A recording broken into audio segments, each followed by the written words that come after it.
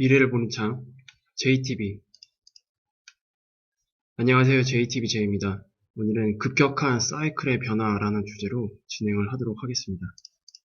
먼저 이 바이러스가 불러온 사이클의 급격한 변화. 지금 이 사태로 인해서 실물 경제가 많이 위축이 된 건 맞지만 좀 더 멀리 보면, 그리고 크게 보면 이 사태로 인해서 지금 바뀐 게 너무나도 많습니다. 일단 첫 번째로는 4차 산업의 시대를 앞당기게 되었습니다. 이게 무슨 소리냐라고 하시는 분이 있을 거예요. 일단 이번 사태로 인해서 특히 IT 업종 부분에서는 재택근무를 이제 강제로 진행할 수밖에 없는 환경이 돼버렸거든요. 그래서 재택근무의 효율성을 강제로 테스트하는 계기가 돼버렸습니다. 제가 이제 알고 있는 그 N사 그 동료들한테 물어봤더니 재택근무를 상당히 많이 진행했더라고요. 이번 이 사태로 인해서. 그래서 결과적으로 일에는 크게 무리가 없었다고 합니다. 그리고 한 주에 한 번씩 만나서 회의를 하고. 그래서 결과적으로 많은 의구심이 있었잖아요. 과연 재택근무를 하게 되면 업무에 큰 무리가 없는지. 그리고 CEO들 입장에서도 굉장히 많이 고민이 됐을 텐데, 이번 사태로 인해서 이걸 강제로 테스트하게 되는 그런 상황을 맞이했는데, 해보니까 생각보다 괜찮은 거예요. 해보니까. 그렇게 된다면, 결과적으로 먼저 재택근무를 할 수 있는 환경의 그 기업들은 원래 계획했던 것보다 좀 더 이 시기를 앞당길 수가 있습니다. 그렇게 되면 특히 육아에 어려움을 겪고 있는 그런 가정에서는 이거를 어떻게 좀 잘 활용할 수도 있을 것 같고, 그리고 여가 활동을 좀 더 많이 확보할 수 있는 그런 계기가 될 수도 있을 것 같고, 그래서 이 부분에 대해서는 일단 저는 이렇게 생각을 하고 있습니다. 그래서 이번 사태로 인해서 일단 재택근무의 효율성이 테스트가 됐고, 그리고 우리가 예상했던 시기보다 좀 더 앞당겨질 가능성이 매우 커졌다. 일단 디테일하게는 이렇게 일단 보고 있고요. 그리고 두 번째, 이번 사태로 인해서 오프라인 점포, 그리고 소매업이 완전히 힘들어졌어요. 매출도 완전히 급감해버리고. 근데 반대로 온라인 점포 같은 경우에는 이용률이 올라가면서 이번 사태로 인해서 매출이 급성장했습니다. 그래서 이런 거는 이제 이번 사태가 아니더라도 장기적인 관점으로 이렇게 흘러가게 뻔했잖아요. 근데 이번 사태로 인해서 이게 또 앞당겨졌어요. 이게 실제로 이용을 하다 보면 편리한 점이 많잖아요. 네, 이번에 나이 드신 분들도 이거를 이제 사용할 수밖에 없었는데 실제로 사용해 보니까 편리한 거죠. 그러면 이번 사태가 이제 마무리된다고 해도 다시 온라인 점포를 이용할까요? 절대로 그렇지 않습니다. 오프라인 점포를 이용하지 않을 겁니다. 아마 그 편의성 때문에 온라인 점포 이용률은 계속 유지가 되거나 올라갈 겁니다. 지금부터. 이런 것들, 산업의 변화를 이제 앞당기게 된 그런 상황이 이제 맞이하게 됐고, 그리고 이번 사태로 인해서 특히 제조 부문에 있어서는 그 생산 차질에 많은 영향을 받았잖아요. 그래서 오히려 이번 사태로 인해서 로봇 도입의 필요성이 굉장히 대폭 증가했을 걸로 보여집니다. 그러면 향후 이런 불확실성 사태가 일어나더라도 생산에는 차질이 없겠죠. 이런 것들이 도입이 된다면. 그래서 이런 것에 대한 그 투자, 그리고 실제 적용 시기가 생각보다 많이 앞당겨질 가능성이 굉장히 커졌다는 거. 그리고 네 번째로는 산업 간의 양극화 조짐이 좀 더 뚜렷해질 것 같다는 것입니다. 이거는 결과적으로 크게 보면 이거죠. 4차 산업. 이 산업군에 들어가느냐 마느냐. 그리고 지금 위에 다 말씀드렸지만 이거 관련된 것들 다 산업이랑 다 연결이 되어 있죠. 이런 것들. 이런 것들을 하기 위해서는 또 이와 관련된 인프라와 이런 것들이 굉장히 이제 보급이 되어야 되고, 그리고 5G 환경은 말할 것도 없고요. 이런 것들이 다 연결이 되어 있는데, 이 이후로 4차 산업 시대를 앞당기는 그런 계기가 됐기 때문에 이쪽으로 투자가 굉장히 많이 진행이 될 거고, 반대로 이것에서 소외되는 그 산업군들이 있을 거 아니에요? 이런 것들은 좀 더 빠르게 쇠퇴할 가능성이 높다. 그렇게 보여집니다. 그리고 이번에 어쩔 수 없이 또 기본소득 제도가 테스트가 됐습니다.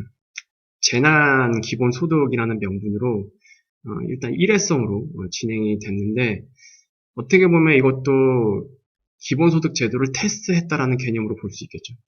그래서 만약에 진행을 했더니 크게 뭐 인플레이션도 일으키지 않고 어느 정도 관리만 해준다면, 그러니까 이게 어떻게 보면 MMT 정책의 하나인데 이걸 광범위하게 그리고 공격적으로 지속해서 사용을 한다면 이것들이 이제 하이퍼 인플레이션을 일으킬 수 있는 요지가 되겠지만 필요할 때마다 그리고 사람들이 정말로 먹고 살 수 있을 만큼만 제공이 된다면 이게 실제로 하이퍼 인플레이션을 일으키기에는 좀 무리가 있지 않을까라는 생각을 할 수 있는 정치가들이 굉장히 많아졌을 것으로 저는 생각을 합니다. 이거는 좀 아직 불확실성이 많기 때문에 어떻게 될지 모르겠지만 어쨌든 이것도 4차 산업시대로 본격적으로 넘어가게 되면 이게 반드시 따라올 수밖에 없거든요.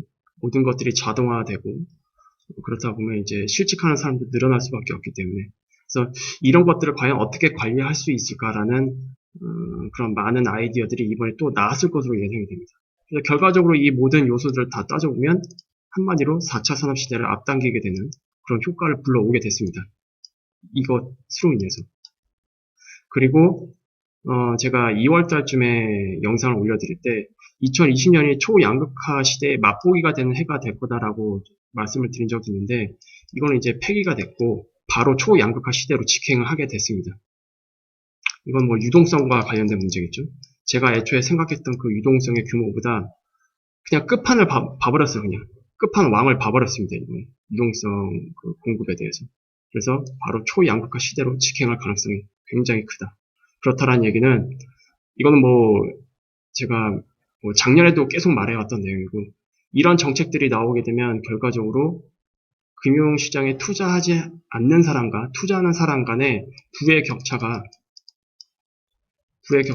현격하게 벌어질 수밖에 없다라고 말씀드렸죠. 근데 이게 이제 조만간 시작이 될 것으로 예상이 됩니다.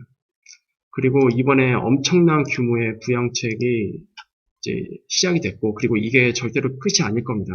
앞으로도 계속 나올 텐데 이제 긴축은 못하죠. 이렇게 돼버리면 이제 긴축은 못합니다. 원래 완화 긴축 이게 사이클로 돌아가면서 순환기를 만들어내는데 이런 형태의 그 케인즈 경제학은 이제 폐기가 된 겁니다. 이제 사라진 겁니다. 오직 완화만 있을 뿐이고 긴축을 하면 이제 다 죽습니다. 긴축을 하면 다 죽는 거예요. 이거는 의도적으로 이렇게 만들지 않는 이상 중앙은행과 정부에서는 이제 긴축 정책은 사용하지 않을 가능성이 굉장히 크다. 언제까지? 이 엄청난 버블이 끝에 다다르고 뻥 터질 때까지 그렇게 보시면 될 것 같습니다. 그리고 디지털 화폐 발행 움직임이 좀 더 가속도가 붙었습니다. 이번 사태로 인해서 이미 그 중앙은행들에서 발행하는 그 디지털 코인 CDBC라고 이제 하죠. 약자로 중국 인민은행에서는 이제 계속 할 거라고 계속 예고를 해왔고 그리고 여기에서 이제 연준이 올해 2월 달에 여기에 뛰어들었습니다. 그리고 지금 이거는 CDBC는 제가 요거랑 조금 연관지어서 좀 생각을 해볼 수 있을 것 같은데 기본소득 제도가 어쨌든 실제 그 가게에 돈을 뿌리는 거잖아요. 근데 이 돈이 어떻게 쓰일지를 모를 거예요, 아마.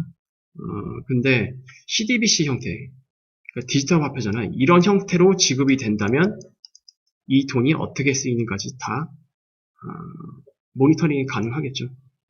그래서 이거는 이제 장기적으로 봤을 때 이 CDBC의 활성화를 앞당기는 그런 상황으로 또 연결이 되지 않을까. 그리고 이거는 저번에도 제가 말씀을 드렸지만 신용화폐 시스템에서 차기 통화 시스템으로 극단적으로 못 넘어간다고 말씀드렸죠. 극단적으로 못 넘어간다고 말씀드렸고 이 화폐와 여기에서 사용할 형태의 그 화폐가 공존하는 그 구간을 만들어야 된다.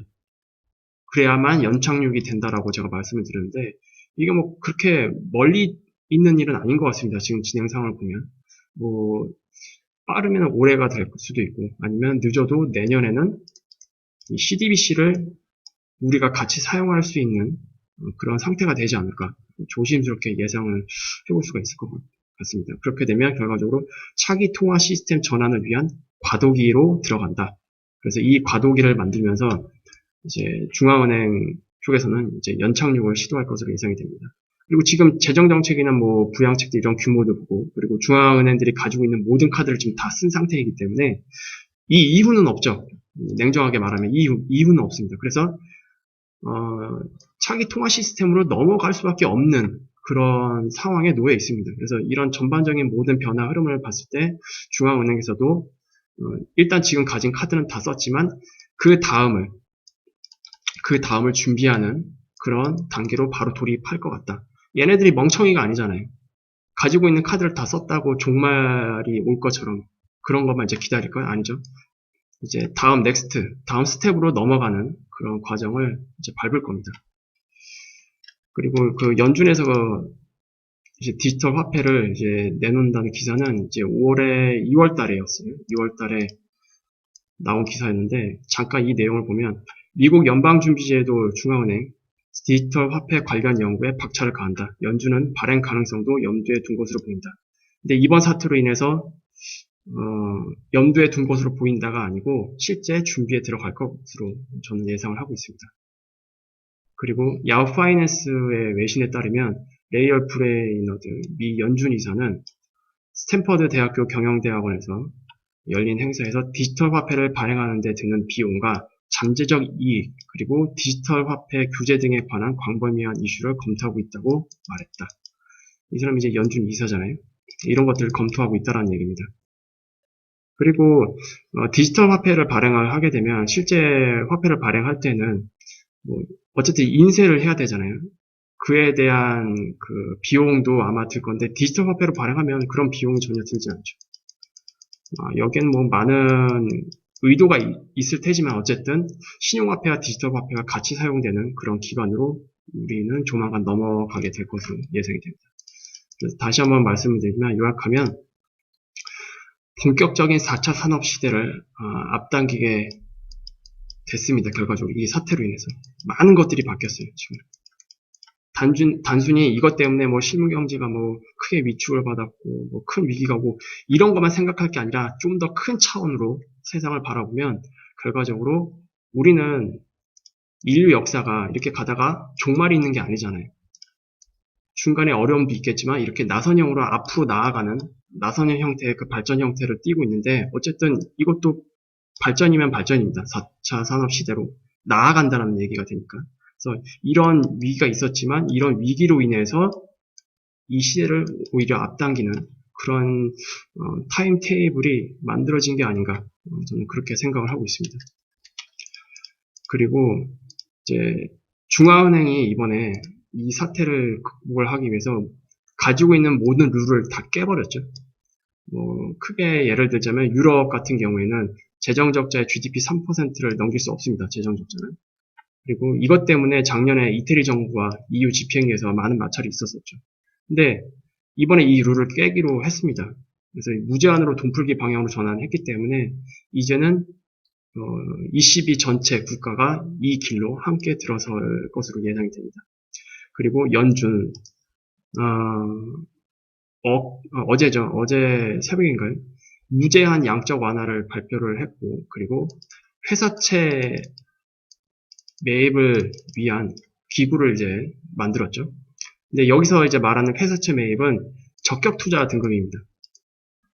하이힐드가 아니고 이제 적격 투자 등급의 회사채를 매입할 수 있는 그런 그 우회로를 이제 만들어 놨어요. 그래서 연준에서 이제 회사채 매입까지 이제 진행을 하게 될 텐데 지금 이번 시장에서 가장 문제가 됐던 게 바로 그 회사채 시장이었잖아요. 회사채 시장이 붕괴가 되면 결과적으로 모든 금융시장이 다 붕괴될 수밖에 없는데 간단하게 구조를 보면 이제 회사채 시장의 그 밑바탕에는 하이힐드가 있고 위에 이제 적격 투자 등급이 회사채 시장이 있죠. 그런데 원래 이게 무너지면 그 윗단계가 무너지면서 엄청난 특히 이 바로 윗단계에 있는 게 바로 BBB 회사채 등급이잖아요.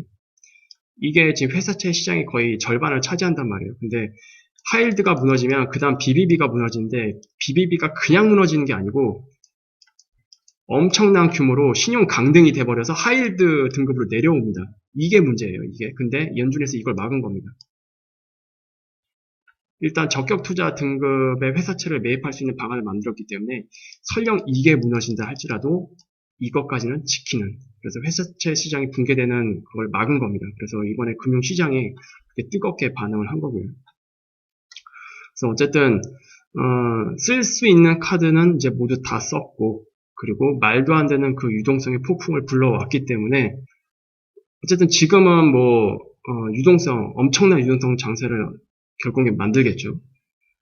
이제 문제는 이제 그 다음입니다. 그 다음 향후 이 유동성 장세, 엄청난 버블 장세가 만들어진 후 그게 깨질 때, 그때는 중앙은행이 제시할 카드가 아예 없어요. 이 뜻은 지금 우리가 지금 지나가고 있는 이 시기가 현재 그 신용화폐 시스템, 우리가 지금 만들어가고 있는 이 주기 있잖아요. 이 신용화폐 시스템의 이 주기에 막바지에 들어섰다라는 아주 강력한 신호입니다. 그리고 앞에서도 제가 말씀을 드렸지만 뭐 죽이 되든 밥이 되든 우리는 다음 단계로 넘어갈 거예요. 이대로 인류가 종말하는 그런 상황은 절대로 안 옵니다. 물론 굉장히 종말적인 힘든 과도기적 상황은 올 수 있겠죠. 근데 그렇다고 해서 그게 다 무너지는 건 아니에요. 어쨌든 우리는 다음 단계로 넘어갈 겁니다. 그리고 좀 더 큰 관점으로 보면 4차 산업 시대로 넘어가기 위한 모든 변화가 완전히 다방면에서 진행되는 패러다임의 전환기에 놓여 있다는 것이 지금의 시기를 보는 합리적인 관점이지 않을까. 그리고 제가 앞서도 말씀드렸지만 굉장히 강력한 신호예요, 지금. 패러다임 전환기. 그러니까 4차 산업 시대, 어떻게 보면 4차 산업 문명이라고도 할 수 있는 그런 엄청난 변화의 그 시대로 넘어가기 위한 그 과도기적 시기에 놓여 있다. 그리고 굉장히 다방면으로 모든 변화가 진행이 되기 때문에 여기서는 기술부터 해서 금융, 경제, 교육, 그리고 정부까지, 그리고 중앙은행의 역할과 영역까지 아마 다 바뀔 겁니다. 이런 과정을 이제 밟아 나갈 거예요. 그래서 중앙은행에 지금 우리가 현재 관점으로 한번 보자면, 쟤네 쓸 카드 다 썼네? 이렇게도 볼 수 있지만, 얘네들은 바보가 아니라고 말씀드렸죠. 얘네는 다음 단계로 넘어가기 위한 과정을 이제 밟을 거거든요. 그렇게 되면, 우리가 그동안 알고 있어 왔던 그 중앙은행에 대한 역할과 영역에 대해서 고정관념을 깨트릴 필요가 있다. 얘네들이 이 다음 시대로 넘어갈 때 어떤 역할까지 할지, 그리고 어느 영역까지 컨트롤할지 우리는 알 수 없다. 이렇게 보시면 됩니다. 그리고 마지막으로 유동성의 특이점을 불러온 이번 사태. 그러니까 이번 사태로 인해서 진짜 유동성의 특이점을 불러왔습니다. 이 시기가 이렇게 빨리 올 줄은 저도 몰랐어요. 어쨌든 주요 중앙은행, 그리고 정부, 얘네들이 서로 더 많은 돈을 풀기 위한 경쟁에 돌입한 것 같은 그런 양상을 띠고 있습니다. 그래서 이거를 뭐 심플하게 표현하자면 환율 전쟁이 이제 본격적으로 시작이 된 거죠. 그래서 앞으로 유례없는 약달러 시대가 개막이 됐다라고 보시는 게 맞고, 그리고 이 과정에서 이번 사태로 인해서 정말로 트럼프는 모든 걸 얻었습니다. 모든 걸. 자기가 원하는 모든 카드를 얻었어요, 트럼프가. 그래서 이 기반을 가지고 또 미중 패권 전쟁이 어떤 식으로 진행될지는 약간 이제 금융전쟁 쪽으로 갈 가능성이 굉장히 높다라고 저는 보고 있습니다. 금융전쟁. 일본이 이것 때문에 망했죠. 과거에. 그래서 이 금융전쟁이 이제 향후 벌어질 가능성이 굉장히 크다라고 저는 보고 있습니다. 그리고 중앙은행의 그 계산할 수 없는 그 무한대 유동성 투입. 이게 예상이 되기 때문에 자산시장에서는 이러한 유동성에 대한 할인율이 이제 추가로 적용이 될 거예요. 이거를 쉽게 말씀을 드릴게요. 일단 이번 사태가 있기 전에 A라는 주식이 500원이었어요. 그리고 이게 쭉 하락했죠. 쭉 하락하고 이제 최근 저점을 만든 시기가 바로 무한양적 완화, 그 시발점이 됐습니다. 이 저점을 만들었던 시기가. 그리고 이것을 기점으로 해서 세상이 완전히 바뀌었어요, 지금. 이것을 진행하기 전에 시대에서 이것을 진행한 시대로 이제 넘어온 겁니다. 단 며칠 만에. 그렇게 되면 이제 주가가 다시 빠지기 전으로 회복했다고 칩시다. 그래서 이게 다시 500원이 됐어요. 이 A라는 주식이. 그런데 이 무한 양적 완화 이전의 그 500원의 가치와 다시 이 위치에 올라왔을 때 500원의 가치는 틀리겠죠. 똑같이 500원 위치로 왔지만 이때 당시보다 훨씬 싼 가격입니다. 말도 안 되는 유동성의 그 환경에서 만들어진 이 500원과 그리고 이것을 진행하기 전에 500원의 가치는 다를 수밖에 없어요. 그래서 단순히 가격만 보고 시장을 판단을 해서는 안 된다. 이미 시장에는 엄청난 할인율이 대대적으로 적용이 된 상태다. 이 개념을 잘 이해를 하셨으면 좋겠습니다. 그리고 이 버블 장세가 이제 나오게 되면 그 끝이 어딘지는 알 수 없습니다. 이건 뭐 신의 영역이고요. 확실한 건 우리 예상을 뛰어넘는 완전히 뒤엎어버리는 애니멀 스피릿이 발동되는 시기가 한번 올 것 같아요. 예전에 그 닷컴 버블 시기처럼. 그러니까 닷컴 버블처럼 오른다는 얘기가 아니고요. 그때 시기에 발동했던 그 애니멀 스피릿, 그 본능이 한번 크게 눈을 뜨는 시기가 오지 않을까 그렇게 예상이 됩니다. 그리고 충분히 가능하고요. 이런 유동성 장세라면. 그래서 오늘 영상은 이 정도로 이제 마무리 짓겠고요. 어쨌든 이번 사태로 인해서 모든 것이 다 앞당겨졌습니다. 모든 사이클이. 단순히 신용 주기, 신용화폐 시스템의 그 주기뿐만이 아니고 전반적으로 우리가 살아가는 이 시대 자체에 대한 사이클까지 다 앞당겨 버렸다고 저는 생각을 하거든요. 그래서 여러분들이 이 시기에 정말 잘 대응을 하셨으면 좋겠고 어쨌든 최대한 이 시기에 뒤처지는 일이 없으셨으면 좋겠습니다. 제가 말씀드렸죠. 초양극화. 이게 직행버스가 지금 도착을 했어요, 지금. 그래서 이거 잘 대응하셨으면 좋겠습니다. 그리고 금과 은에 대해서도 궁금해 하시는 분들이 많을 텐데, 뭐, 이런 상태가 되면 뭐 모든 자산이 올라야겠죠, 결과적으로. 그래서 금과 은도 중장기적으로 이제 상승하지 않을까. 그렇게 보여집니다. 그리고 큰 하락은 뭐 그 이후에 이 버블이 모두 터질 때 진행될 것으로 일단 보여집니다. 그래서 이렇게 마무리 짓고 이제 다음 영상은 월요일날 좀 올려드리도록 하겠습니다. 멤버십 분들은 금요일날 뵙도록 하겠고요. 유익한 영상이 되셨다면 구독, 알람, 좋아요 부탁드립니다. 감사합니다.